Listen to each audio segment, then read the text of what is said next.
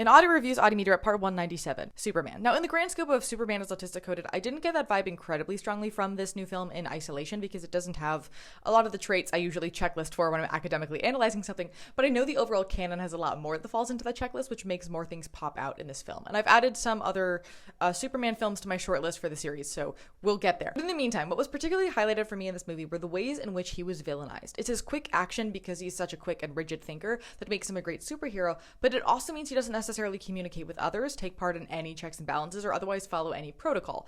Not that there's a lot of protocol to follow in this specific situation, but you know what I mean.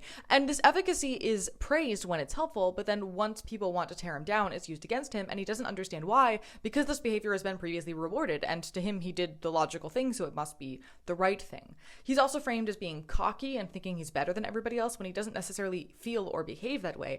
It's just how other people who dislike him choose to read his behavior. He also very easily trusts people and takes things at face value, not realizing there might be a hidden motive behind something, leading him to fall for lots of different tricks.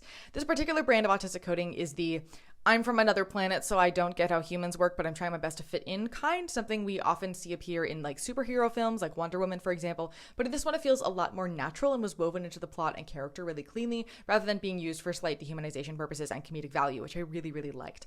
Also, everybody in this movie gave a fantastic performance, and the score is incredible, so if you haven't seen it, you should.